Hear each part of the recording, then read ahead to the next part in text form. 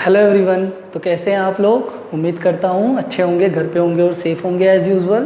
तो हम लोग क्या पढ़ रहे थे? हम लोग क्लास 12 की फ़िज़िक्स में इलेक्ट्रोस्टैट्स पढ़ रहे थे और इलेक्ट्रोस्टैटिक्स में हमने कूलम्ब्स लॉ और सुपरपोजिशन प्रिंसिपल पिछले कुछ लेक्चर्स में ख़त्म किए हैं। तो आज उस पर कुछ अच्छे क्वेश्चंस कर लेते हैं, जो क्वेश्चंस ना ही तुम्हारे सिर्फ 12th के बोर्ड में के लिए इम्पॉर्टेंट होगा, बल्कि तुम्हारे जेई मेंस के लिए और नीट के एग्ज़ाम्स के लिए भी काफ़ी यूज़फुल होगा।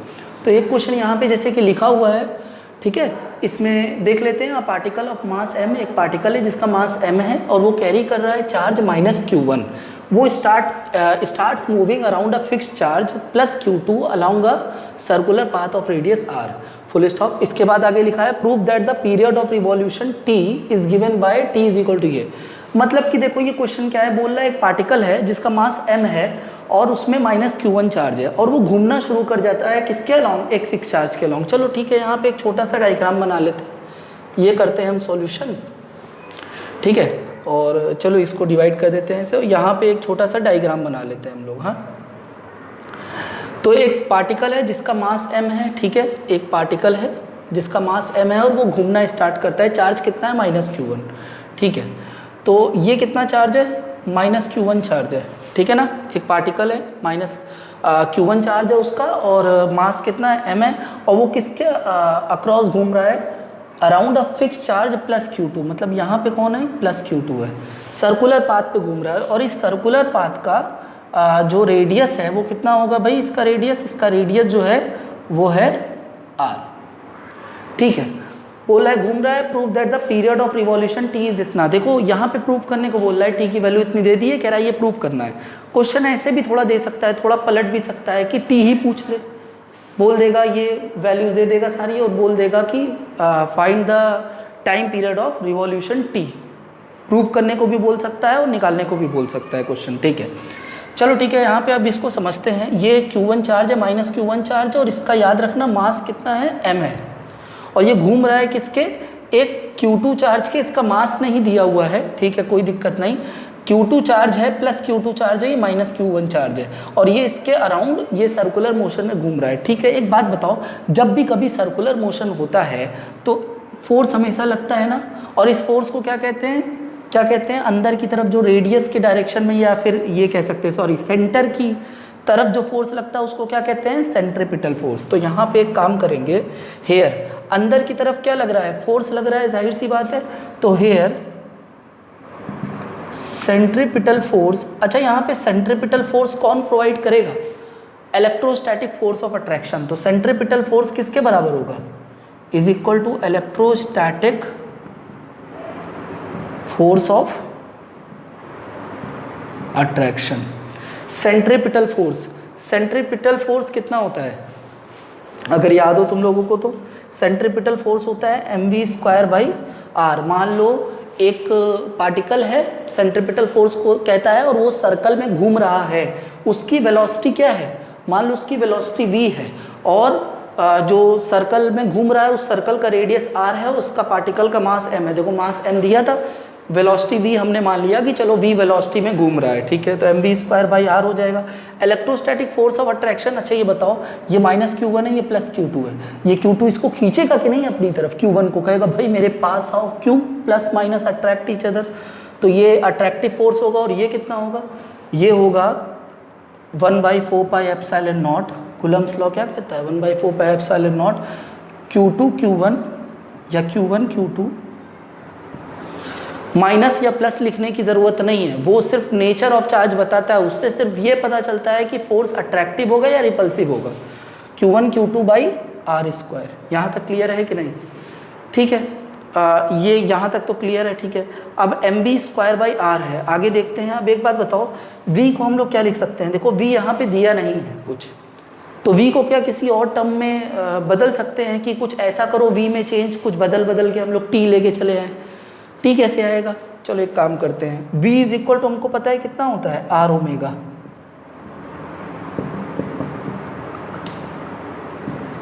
q1 q2/r²। v is equal to यहाँ लिख देते हैं, since v is equal to कितना होता है? r ओमेगा, जहाँ पे r रेडियस है और ओमेगा क्या है इसकी? क्या है ओमेगा इसकी? ओमेगा इसकी क्या है? ओमेगा एंगुलर वेलोसिटी है, ठीक है ना। और ये क्या है, ये लीनियर वेलोसिटी है। ठीक है, आगे बढ़ते हैं इधर। इसके बाद क्या करेंगे, आर ओमेगा, चलो इसको खोल देते हैं। ये कितना हो जाएगा, एम, देखो r square omega square upon में कितना हो गया आर, और इधर कितना हो गया, इधर हो गया 1/4 pi epsilon naught Q1 Q2 by r square. ठीक है, देखो एक आर इससे कट जाएगा, एम आर ओमेगा स्क्वायर हो जाएगा। एक चीज़ और हमको पता है, since omega is equal to कितना होता है 2 पाई बाई टी, ये भी हमने पढ़ा हुआ है। तो देखो एम आर ओमेगा स्क्वायर, इसको क्या लिख सकते हैं, ठीक है 1/4 pi epsilon naught Q1 Q2 by r square. ठीक है, अब यहाँ पे देखो टी स्क्वायर, अगर हम ये आ जाएगा टी स्क्वायर उधर ले जाएंगे, बाकी सबको इधर ले आएंगे तो क्या बचेगा, एम आर, इधर क्या बचा 2 पाई का होल स्क्वायर कितना होता है 4 पाई स्क्वायर। चलो खोल देते हैं इसको ब्रैकेट, तब इधर उधर कर लेंगे हम लोग। 4 pi epsilon naught Q1 Q2 by r square. अब सीधा सीधा दिख रहा है, टी स्क्वायर को उधर भेजो, बाकी सबको इधर ले आओ, तो यहाँ कितना बचेगा, एम आर 4 पाई स्क्वायर, ये इधर आ जाएगा 4 पाई एप्सिलॉन नॉट, डिवाइड हो रहा है इधर आके मल्टीप्लाई हो जाएगा। ठीक है, आर स्क्वायर भी ऊपर आ जाएगा, Q1 Q2 यहाँ पे क्या आ जाएगा, नीचे आ जाएगा। ठीक है, और यहाँ पे टी स्क्वायर आ जाएगा। अच्छा, टी निकालना है तो क्या यहाँ क्या हो जाएगा, मतलब टी स्क्वायर की वैल्यू, इसका मतलब क्या हो गया, टी स्क्वायर की वैल्यू हो गई, टी स्क्वायर की वैल्यू हो गई यहाँ पे क्या हो गया 4 4 जा 16, पाई कितना, पाई स्क्वायर हुई है पाई क्यूब, और कितना बचा एप्सिलॉन नॉट और m r cube by Q1 Q2। इसका मतलब हम कह सकते हैं टी इज इक्वल टू क्या हो जाएगा, स्क्वायर उधर जाएगा तो क्या हो जाएगा अंडर रूट, कितना हो जाएगा 16 pi square epsilon naught m r cube by Q1 Q2। क्या यही प्रूव करना था, सॉरी ये पाई क्यूब है ना, हाँ क्या यही प्रूव करना था, पाई क्यूब एप्सिलॉन नॉट, बिल्कुल यही प्रूव करना था। तो जैसा कि देख सकते हो बड़ा ही आसान क्वेश्चन है, टोटली कंसेप्ट बेस्ड है। एक क्वेश्चन और करेंगे, इसको कॉपी कर लो तो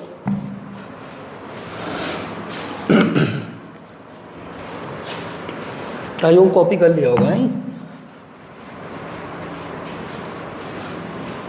हमें पता है काफ़ी समझदार बच्चे बैठे हैं क्लास में मेरे, और काफ़ी क्विक हैं, और पेन और नोटबुक जैसा कि हम हमेशा कहते हैं कि वो लेके बैठते हैं, और नहीं लेके बैठे हो तो आगे से लेके बैठना, जो लोग नए हैं। ठीक है, और ये सारी चीज़ें आपको कॉपी करनी है नोटबुक में। ठीक है, इसके बाद एक क्वेश्चन हम लोग और कर लेते हैं। वो क्वेश्चन कुछ इस तरह है, an infinite number of charges, question है एन, हमारे साथ साथ कॉपी कर लो, an infinite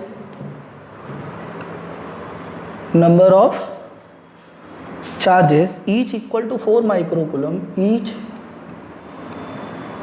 equal to 4 microcoulomb are placed along x-axis,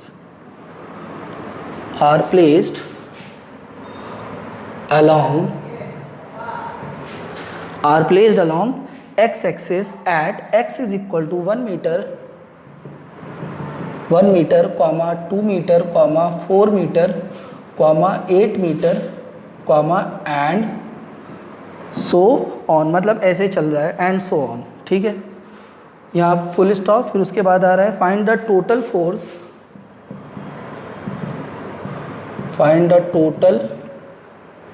force on 1 coulomb charge placed at origin. ठीक है, ठीक है, क्या बोल रहा है जरा इसको समझ लेते हैं क्वेश्चन को। चलो सॉल्यूशन देखते हैं कैसे होगा।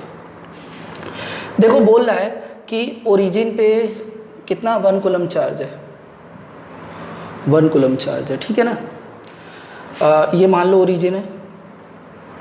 ठीक है, x की वैल्यूज़ है इधर, ये क्या है 0 है, फिर यहाँ पे क्या आएगा, यहाँ पे कहीं 1 आएगा, फिर 1 के बाद क्या आएगा, फिर 1 के बाद 2 आएगा, 2 के बाद फिर क्या आएगा, 2 के बाद 4 आएगा, फिर एंड सो ऑन, मान लो यहाँ 8 आएगा। x की वैल्यूज़ है, बोल रहा है x एक्सिस पे बोल रहा है इन्फिनाइट नंबर ऑफ चार्जेस। अच्छा, इसी तरह डैट डैट डैश आगे सो ऑन चल रहा है।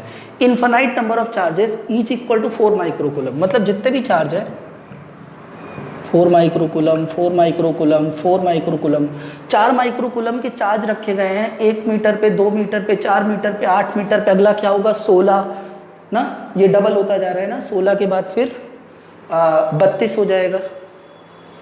ठीक है, यहाँ तक तो क्लियर होगा। ठीक है, and 8 metre and so on. ठीक है, ऐसे आगे चल रहा है। अब बोल रहा है find the total force on 1 coulomb charge placed at origin.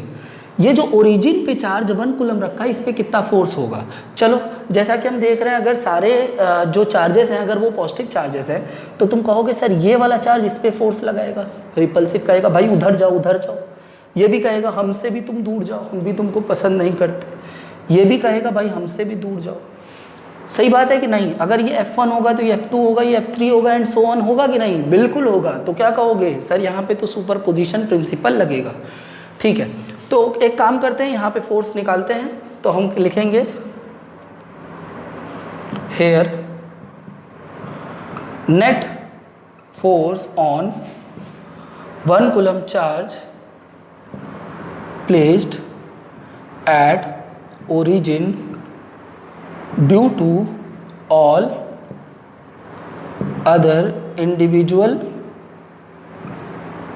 charges will be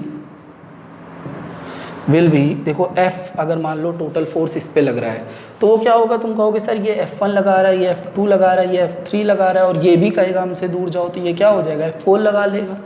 तो F1 plus F2 plus F3 plus F4 and so on. तो कहोगे बस बहुत आसान है सर, 1/4 पाई एप्सिलॉन नॉट ना, 1/4 पाई एप्सिलॉन नॉट। यहाँ पे क्या होगा, यहाँ पे होगा F1 क्या होगा, F1 plus F2 plus F3 plus F4 and so on. 1/4 pi epsilon not क्या होगा, Q1 Q2 by r square. ठीक है, तो Q1 Q2 by r square क्या हो जाएगा, ज़रा देखो तो। F1 क्या हो जाएगा, Q1 कितना है 1, Q2 कितना है Q1 Q2 कितना है, कहोगे सर ये Q2 तो 4 माइक्रोकुलम है। माइक्रोकुलम में तो 10 की पावर कितना लगेगा, -6 लगेगा। Q1 Q2 by r square, इनके बीच में दूरी कितनी है 1 स्क्वायर, प्लस इसी तरह इसमें भी 1/4 पाई एप्सिलॉन नॉट आएगा। अच्छा 1/4 पाई एप्सिलॉन नॉट बाहर ही निकाल लिया जाए क्या, कॉमन है, हाँ ठीक है। फिर Q1 तो वही रहेगा, ये तो 1 ही रहेगा। इस बार Q2 कौन हो जाएगा, इन दोनों का फोर्स निकाल रहे हैं ना, 2 और इसके बीच में, तो इन दोनों के बीच में आएगा 1 कूलम और 4 माइक्रोकुलम। तो क्या हो जाएगा 1 इंटू ये क्या हो जाएगा 4 इंटू 10⁻⁻6 बाई आर स्क्वायर, मतलब 2 स्क्वायर।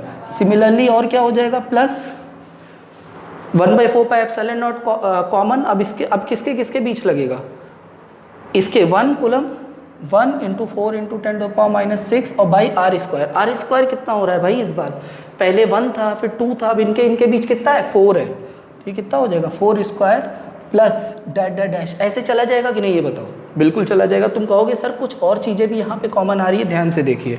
ठीक है, देख रहे हैं ध्यान से, क्या कॉमन आ रही है, 1 इंटू 4 इंटू 10⁻⁻6 ये सब में कॉमन है। तो कितना है 1/4 पाई एप्सिलॉन नॉट, इसकी वैल्यू कितनी होती है 9 इंटू 10⁻9, इसकी वैल्यू कितनी होती है 9 इंटू 10⁻9। बाहर कितना आ गया 1 इंटू 4 इंटू 10⁻6, और अंदर कितना आ गया, यहाँ पे कुछ नहीं, सारा कॉमन ले लिया, 1/1 स्क्वायर हो गया, 1/2 स्क्वायर हो गया, 1/4 स्क्वायर हो गया, प्लस डैश डैश डैश, ऐसे ही चलेगा प्लस। ठीक है, अब एक बात बताओ ये क्या है, यहाँ पे करते हैं। तुम कहोगे सर ये जीपी है, ये जीपी है। जीपी का क्या है, जीपी ये क्या है, इट इज़ जीपी, जिसमें फर्स्ट टर्म कितना है 1/1 स्क्वायर 1 आएगा, और कॉमन रेशियो कितना है जरा देखो तो 1/2 स्क्वायर मतलब 1/4, ये कितना आता है कॉमन रेशियो A2/A1 होता है। पढ़ा होगा ना, हाँ पढ़ा होगा भाई, 11th पढ़ के ही पास होके ही आए हो ना 12th में। ठीक है, और अपॉन में कितना होगा 1/1, तो ये 1/4 हो गया। ठीक है, तो इसका क्या हो जाएगा, देयरफॉर इसका सम हो जाएगा F = हो जाएगा, ये बताओ 9 4 जा कितना हो गया 36, और 10 की पावर 9 - 6, 10 की पावर कितनी हो गई 3, और ये सॉल्व कर देते हैं अंदर, ये कितना आएगा, sum of infinite terms of GP हो गया। Sum of infinite terms of GP क्या होता है, सम ऑफ इन्फिनाइट टर्म्स ऐसे लिखेंगे, since sum of infinite terms कितना होता है A/1 - R, याद आ रहा होगा मैथमेटिक्स क्लास 11th की। ठीक है, a कितना है, a है 1 upon 1 minus r, what is r, 1/4। चलो 36 इंटू 10 का पावर कितना आ गया है, 3 आ गया है। और यहाँ पे कितना है, ये 4 एलसीएम हो गया, ठीक है भाई। चलो ये 4 एलसीएम हो गया, यहाँ कितना हो गया 4 माइनस 1 कितना हो गया 3, 4 कहाँ जाएगा ऊपर, तो 4 सबसे ऊपर चला गया, मतलब 36 इंटू 10 के पावर 3 इंटू 4 अपॉन 3 आ गया। 3 कितनी बार कटा, 12 बार। 12 इंटू 4 कितना होता है 48 इंटू 10 का पावर 3 न्यूटन। तो फोर्स कितना आ जाएगा, फोर्स किस पे, ओरिजिन पे 1 कूलम चार्ज पे कितना आ जाएगा, इतना, सबके वजह से हमने निकाल लिया है। As simple as that. तो आई थिंक ये क्वेश्चन समझ में आ गया होगा। अगर कोई क्वेरी फिर भी होती है तो आप हमारे अबाउट सेक्शन में जाके आप हमारे फेसबुक पेज ग्रेविट क्लासेस में विजिट कर सकते हैं और वहाँ पे अपने डाउट्स पूछ सकते हैं, ठीक है ना। होपफुली आपके डाउट्स पे एक अलग हम लोग एक वीडियो लेक्चर बनाएंगे, इसको प्रैक्टिस कर लीजिए। Till then have a nice day, take care.